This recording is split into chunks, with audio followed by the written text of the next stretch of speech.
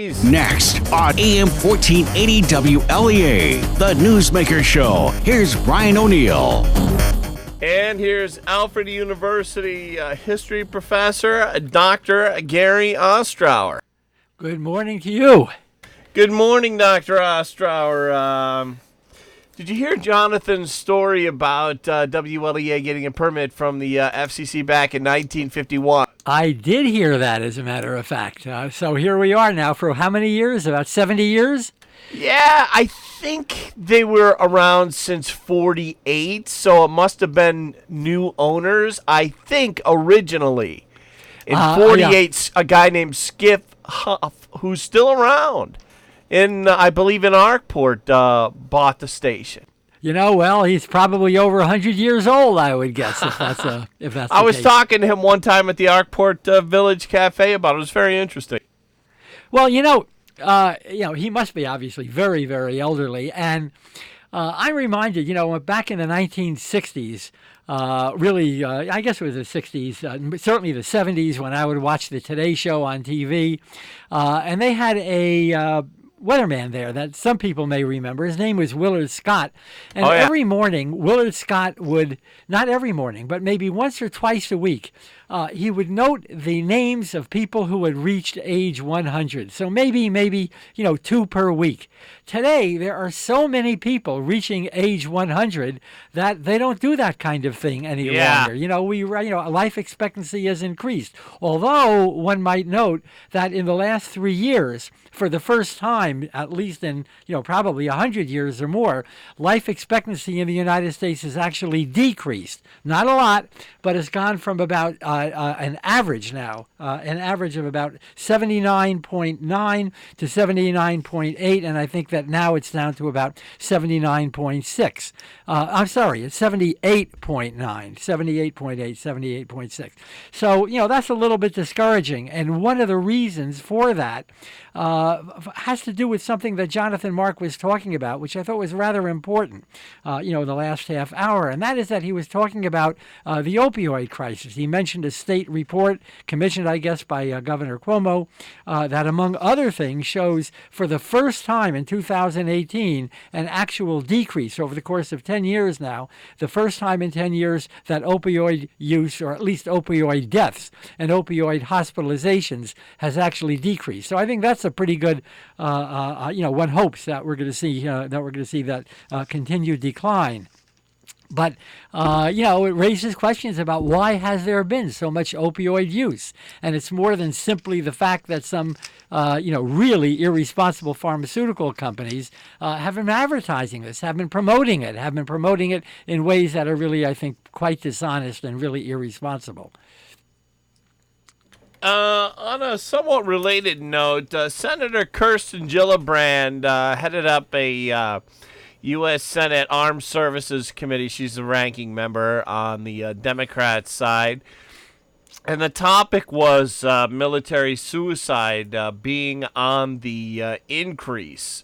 Did you have any thoughts on that topic?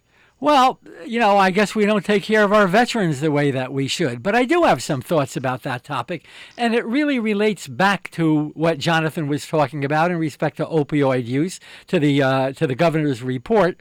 And in a funny way, I think it also relates to something else that I heard on WLA just within the last half an hour or so, and that's that Senator Tom O'Mara has made some comments about the minimum wage, which has gone up from approximately $8.25 to 9, and then I think, if I'm not mistaken, this year it goes up to 11, and then eventually goes up to $15, but not in this area of the state. Right. In this area of the state, I think the cap is going to be $12.50.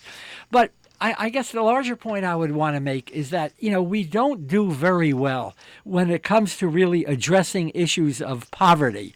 There was a Brookings Institution. The Brookings Institution is a think tank down in Washington, D.C. It's highly respected. They have some absolutely top-notch people who are working for them. And there were 2 researchers there, economists, one by the name of Martha Ross and the other by the name of Nicole Bateman. And they did a recent, and this is a very, very recent study, at least they concluded a very recent study, about poverty.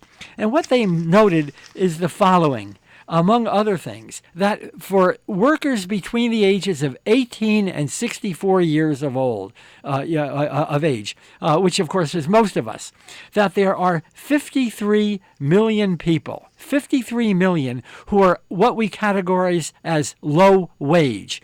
And that represents 44% of our working force in the United States of America. That is to say, of people between the ages of 18 and 64. They go on to note that the median income, in other words, as many people above this as are below it, the median wage is $10.22 an hour. Or if you calculate that on an annual basis, it's approximately $18,000 a year. You can't live. Families cannot live on $18,000 a year. And there may be more members of their families. You might have, for instance, a husband making that $18,000, and perhaps you have a wife making, $16,000 or maybe $22,000. So that the total family income may be above, $18,000 a year. But the fact of the matter is that these are low wage, and once you're into that low wage category, it's difficult to get out.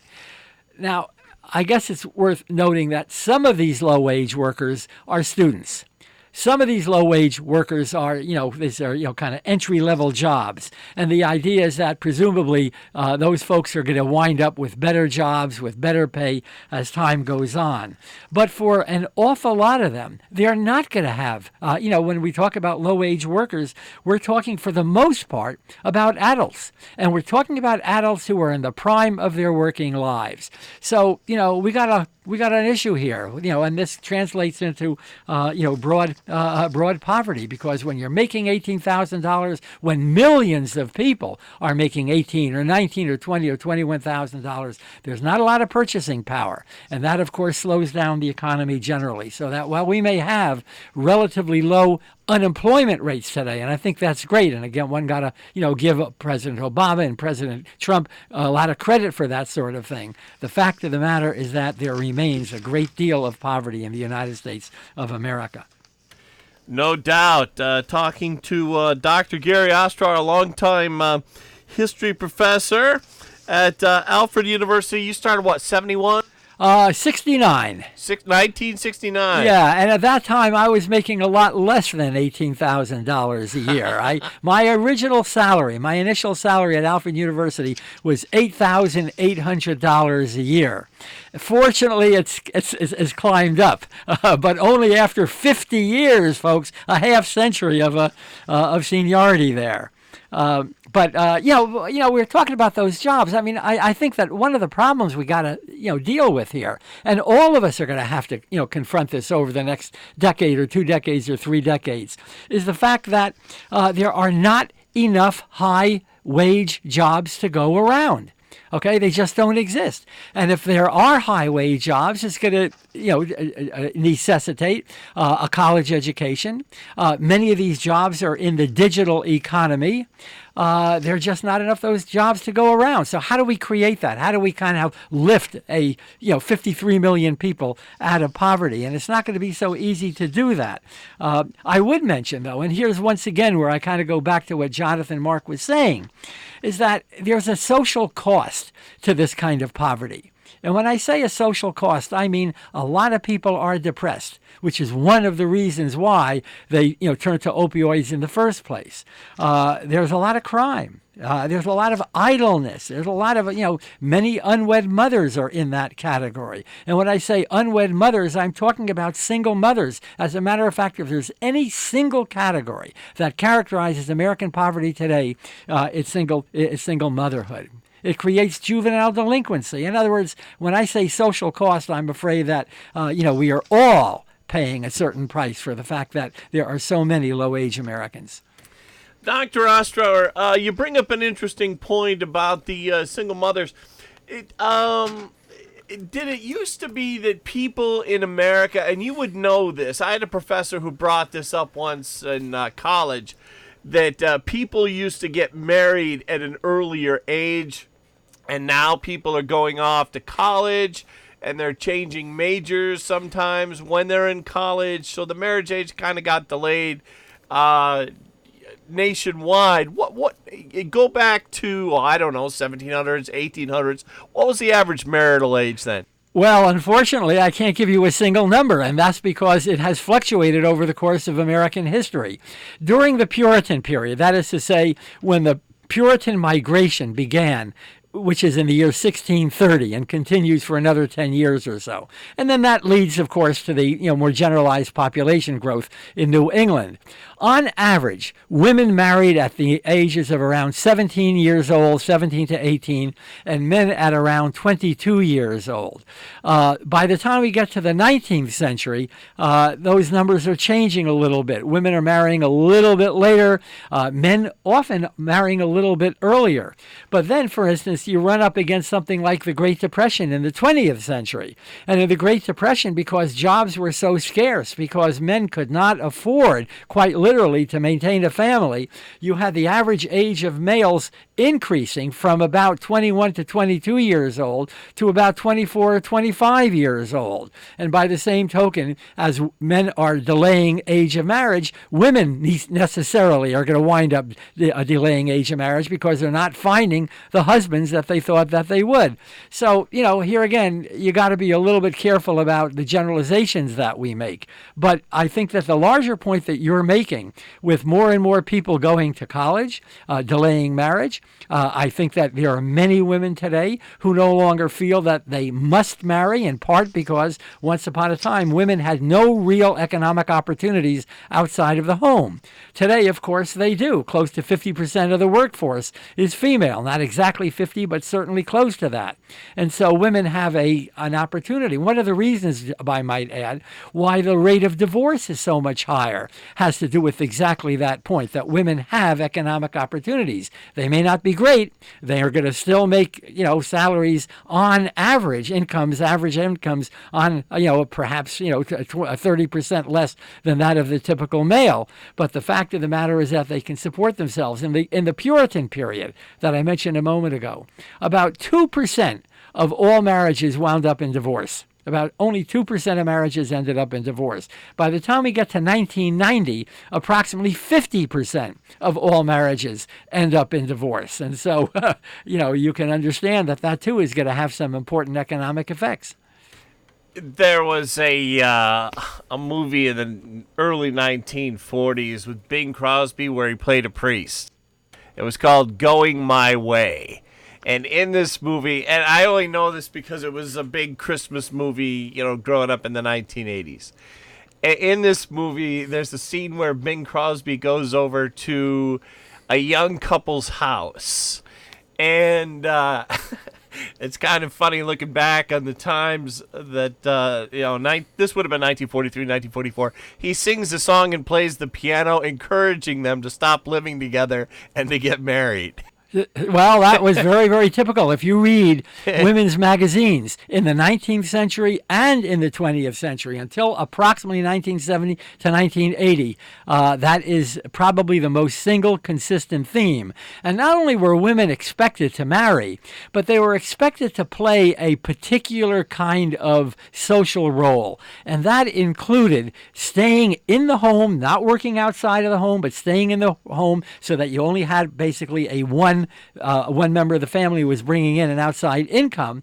It also involved acceptance of male authority, and I think there are probably plenty of people who still believe that should be the case. So that when a woman married, and this would be true back in that early Puritan period in the 17th century, but well up into the 20th century, women took a vow to love, honor, and obey.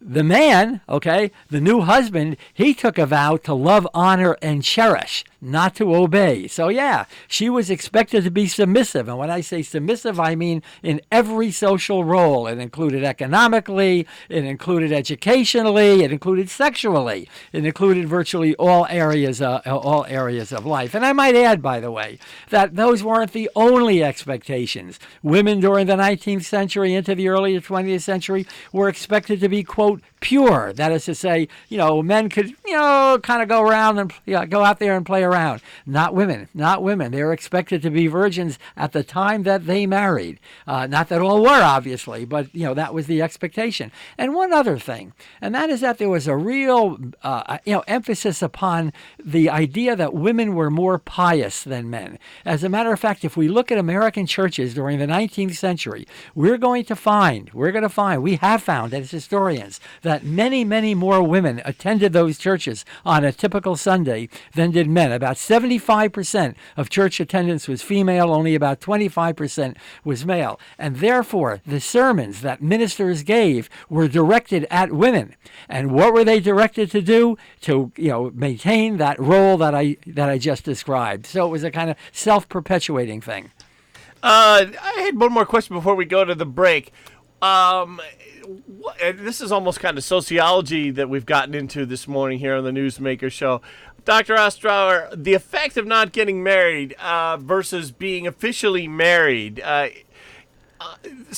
any societal effects from that? Well, when you say societal effects, I'm not sure of that. I mean, I think that in some ways there are some important effects. For one thing, women were expected to marry. And why were they expected to marry? For at least two reasons. Number one, because the Bible said that they should marry, okay? They are expected to marry, to be fruitful and multiply, okay? And so there's a kind of, religious pressure, which becomes a social pressure to marry. Secondly, they did not have, as I indicated before, the opportunities for economic growth, for economic support, so that the only way that they were to, maintain themselves was to marry, and by the same token, not only to marry, but then, of course, to raise children. So, that notion of, the importance of marriage was generalized. If a woman reached the age of 26 during the 17th century, during that Puritan period, she was considered a spinster. And that carried all kinds of negative connotations. So she's not going to be invited out to other people's homes. She's going to be shunned to a certain extent by other members of the community. Maybe not by her own family, but certainly by others. And that remains true not only in the 17th century, but right through the 19th century. Very interesting conversation we're having with Dr. Gary Ostrower this morning. Want to come back in just a moment. Not sure we'll have time for this day in history. We've kind of done it in a way. But when we get back, we'll talk about the IG's report. Stay with us. Mullen Factory Direct Flooring's making room for new inventory in the new year, which means you'll save more during the warehouse clearance event. You get quality name brand flooring at the best prices. Choose from over 500,000 square feet of floor coverings, carpet, vinyl, hardwood, remnants, and laminate. 0% financing's available to qualified buyers. If you're planning on new floors in the new year, get to Mullen Factory Direct Floor Coverings Warehouse Clearance Event all month long at Mullen Factory Direct Floor Covering in Almond. Checking in now with meteorologist Rob Carroll, who says mild early on today, but not so much later in the afternoon. That's right, Brian. Colder weather headed our way. It's already 36 degrees this morning in Toronto, and that colder weather is going to be working its way back into the region. Our temperatures this morning have been on the very warm side of normal, and it looks like we're going to be spending much of the day going down. We'll fall through the 40s and into the 30s at some point with cloudy skies and breezy conditions. Sunrise this morning, 7:29, sunset 4:38 p.m. Yesterday was the day of the earliest sunset of the year. The sunset today is 1 second later than yesterday. It'll start to get a little bit later. Sunrise, though, continues to get earlier and earlier, or I should say later and later until the 21st of December, and then at that point on, our days start getting longer. So we're almost there. Got a lot of cloudiness out there tonight, Brian. There'll even be a few flurries and snow showers around. A few of us may pick up a coating. Lows overnight 20 to 25. Flurries and snow showers are still possible tomorrow. Any accumulations under an inch. We're breezy. We're 30 to 35. High pressure builds in tomorrow night, turns partly cloudy and cold with a low of 15, and we're partly sunny 30 to 35 Thursday. We'll see a warm up Friday into Saturday. Also looks like we have some more rain headed our way Friday night into Saturday. Brian?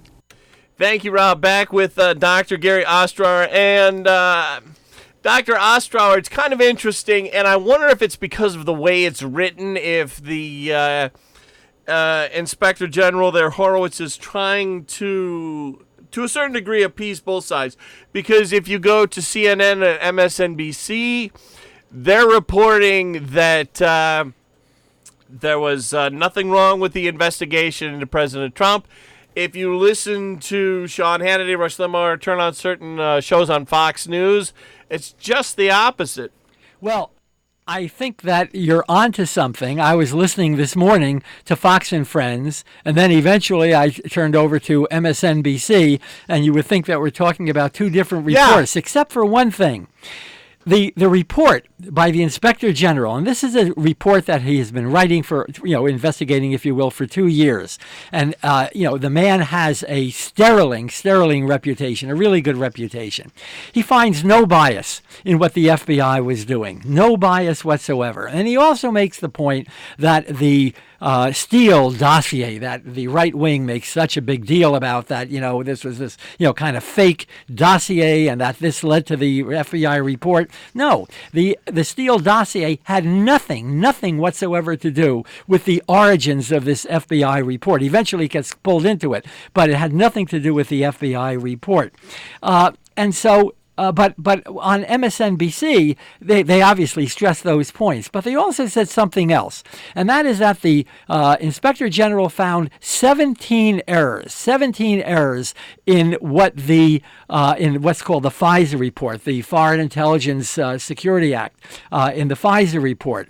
Well, when I watch Fox this morning, Fox and Friends, they read almost every one of those 17 errors, and they made a big deal out of them. And some of them were very, very minor, really very, very inconsequential.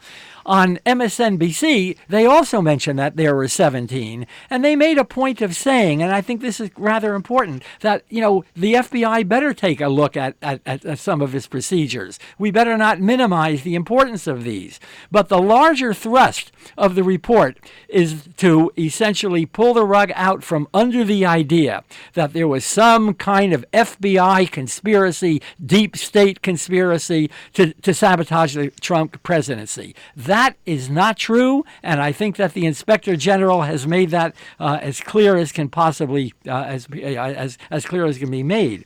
But there is another dilemma, and I think that I'm going to mention this because I think it's important to note before we quit today, and that is that you have the impeachment hearings going on right now. So on one side of the impeachment hearings, you have virtually a unanimous Democratic Party arguing that the president committed crimes and that those crimes should lead to impeachment, not impeachment, but to conviction and to his removal from office. The Republicans, on the other hand, are equally united. And what they're arguing is that this is a partisan venture and it's an attempt to overturn the election of 2016, which of course it's not, because in the event that the president is convicted, the new president is not going to be Hillary Clinton. It's not going to be Nancy Pelosi. It's going to be a fellow by the name of Pence, who's the vice president of the United States right now. But the larger point I want to make is this. This kind of partisanship weakens American democracy. The genius of American politics, I said this on this program before, the genius of American politics has been the willingness of Americans to compromise. And we've seen that for most of our history, with the exception of the 1850s leading up to the Civil War. And by the same token, what I think really bothers me about the Republican position right now is that they are essentially endorsing the idea that the president is above the law. That is a principle, that notion that no man is above the law, is something that we have incorporated ever since the great glorious revolution in England of 1688. We build it into our Declaration of Independence. We build it into our Constitution with checks and balances and so forth. And I'm afraid that that's being undermined. The president himself has said that the Constitution allows him, that Article 2 of the Constitution allows him to do anything that he wants to do. Ladies and gentlemen, that's not the case. The Constitution certainly does not provide for this kind of carte blanche for the president, and I'm afraid that we're going to all pay a very, very stiff price for that. With that, we should go. Now, I want to ask you one more question, Dr. Ostrower. The voters of 1972, 1973, the Nixon supporters, and I'm kind of thinking here in terms along the lines of family get-togethers and people talking to each other publicly. Was it heated in 1972 or 3, and was it the same as now, or more so in terms of family get-togethers and people who disagree? Difficult to know exactly what families were saying back then. The Republicans were pretty united back in 72 and 73, and even into early 74 against impeachment. But because the tapes made it so absolutely crystal clear that the president had violated the law, many Republicans, eventually some very, very influential Republicans, came over to say, Mr. President, you're going to be convicted, and therefore we urge you to resign.